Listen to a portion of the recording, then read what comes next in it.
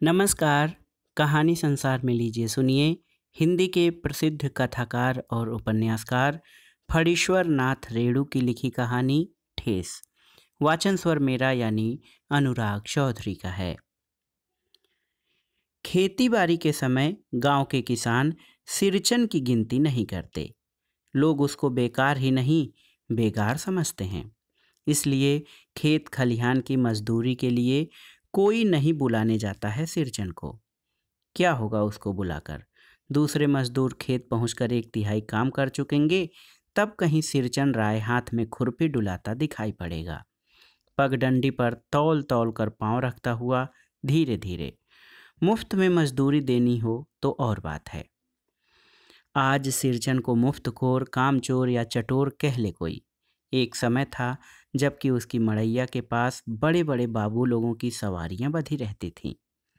उसे लोग पूछते ही नहीं थे, उसकी खुशामद भी करते थे। अरे सिरचन भाई, अब तो तुम्हारे ही हाथ में यह कारीगरी रह गई है। सारे इलाके में एक दिन भी समय निकाल कर चलो। कल बड़े भैया की चिट्ठी आई है शहर से।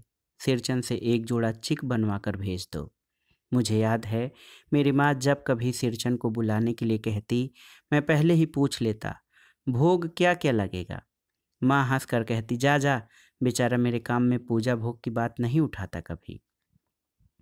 ब्राह्मण टोली के पंचानंद चौधरी के छोटे लड़के को एक बार मेरे सामने ही बेपानी कर दिया था सिरचन ने। तुम्हारी भाभी नाखून से खाट कर तरकारी परोसती हैं और इमली का रस साल कर कढ़ी तो हम कहार कुम्हारों की घरवाली बनाती है। तुम्हारी भाभी ने कहाँ से बनाई? इसलिए सिरचन को बुलाने से पहले मैं माँ को पूछ लेता। सिरचन को देखते ही माँ हुलस कर कहती, आओ सिरचन, आज नेनू मथ रही थी तो तुम्हारी याद आई। घी की डाढ़ी खखोरन के साथ चूड़ा तुमको बहुत पसंद है ना। और बड़ी बेटी ने ससुराल से संवाद भेजा है, उसकी ननद रूठी हुई है मोती के शीतल पाटी के लिए। सिरचन अपनी पनियाई जेब को संभाल कर हंसता, घी की सुगंध सूंघ कर आ रहा हूँ काकी, नहीं तो इस शादी ब्याह के मौसम में दम मारने की भी छुट्टी कहाँ मिलती है। सिरचन जाति का कारीगर है।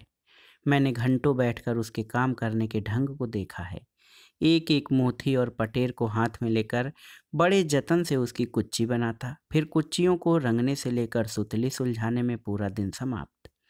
काम करते समय उसकी तन्मयता में जरा भी बाधा पड़ी कि गेहूं सांप की तरह फुफकार उठता है। फिर किसी दूसरे से करवा लीजिए काम। सिरचन मुहजोर है, कामचोर नहीं। बिना मजदूरी के पेट भर भात पर काम करने वाला कारीगर।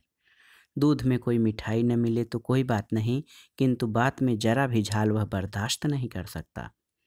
सिरचन को लोग चटोर भी समझते हैं। तली बघारी हुई तरकारी, दही की कढ़ी, मलाई वाला दूध, इन सब का प्रबंध पहले कर लो, तब सिरचन को बुलाओ। दुम हिलाता हुआ हाजिर हो जाएगा। खाने पीने में चिकनाई की कमी हुई कि काम की सारी चिकनाई खत्म।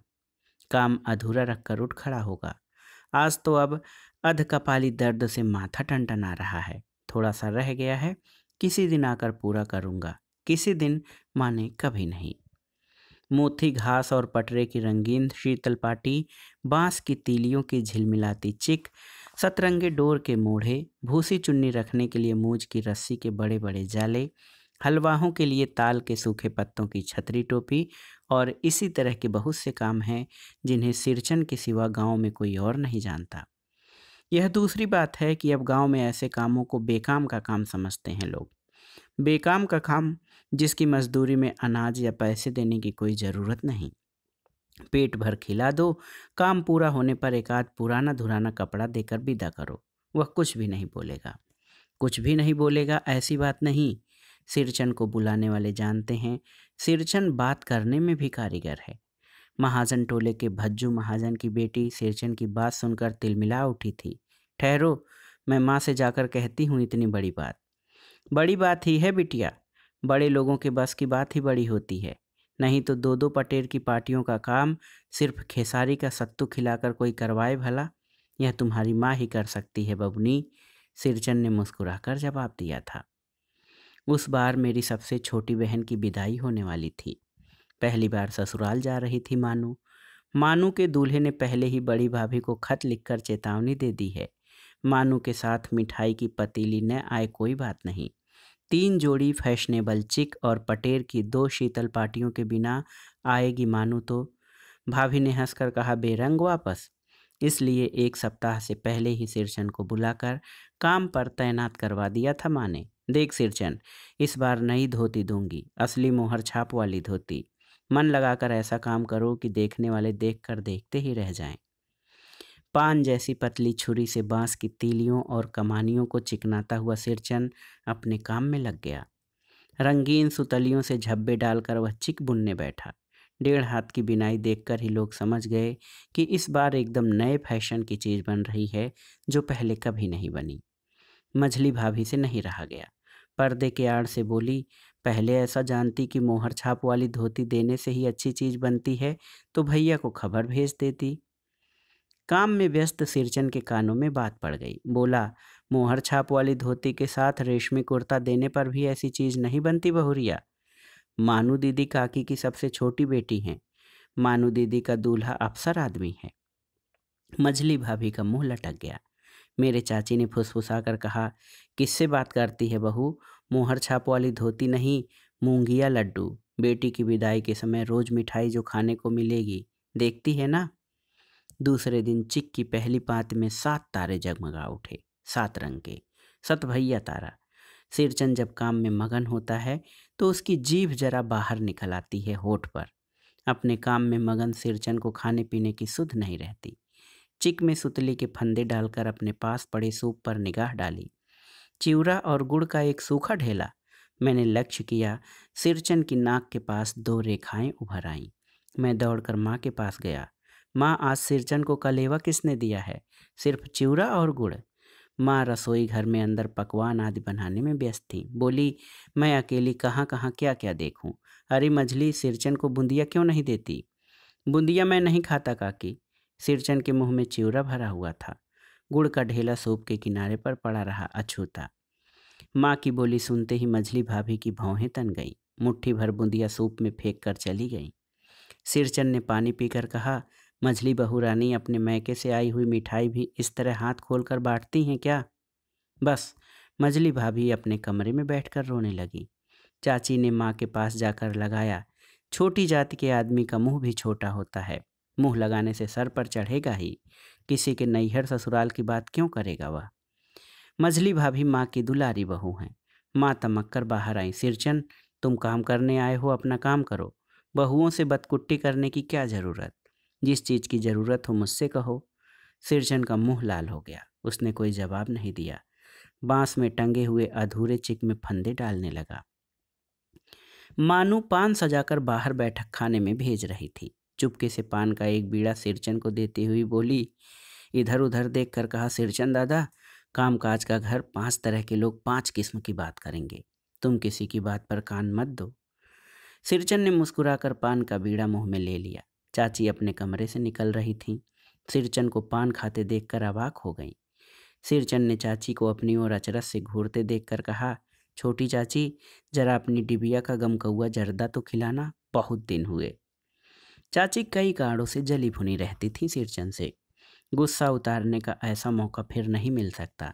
झनकती हुई बोली, मस्खरी करता है, तुम्हारी चढ़ी हुई जीभ में आग लगे। घर में भी पान और गमकौआ जर्दा खाते हो, चटोर कहीं के। मेरा कलेजा धड़क उठा। यत परो नास्ती। बस।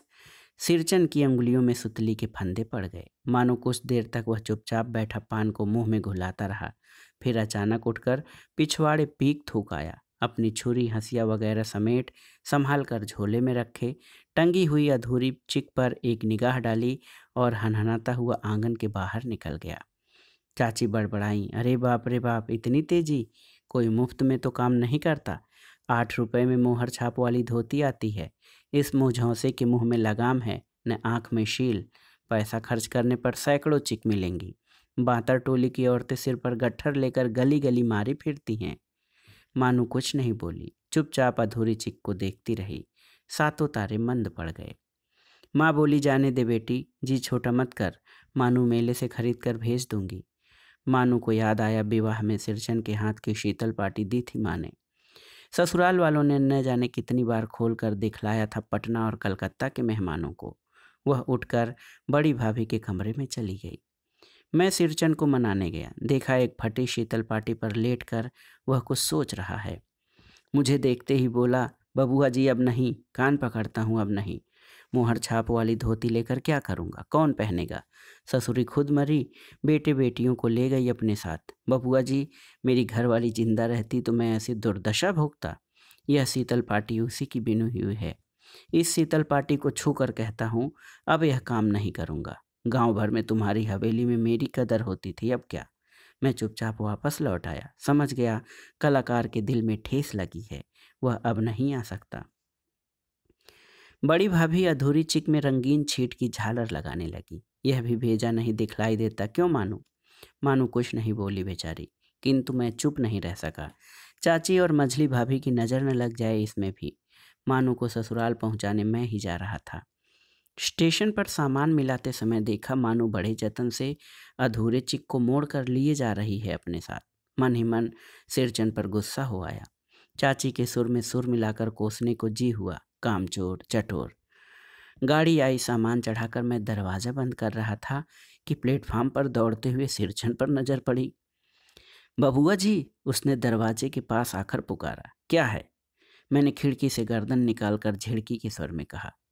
सिरचन ने पीठ पर लादे हुए बोझ को उतारकर मेरी ओर देखा।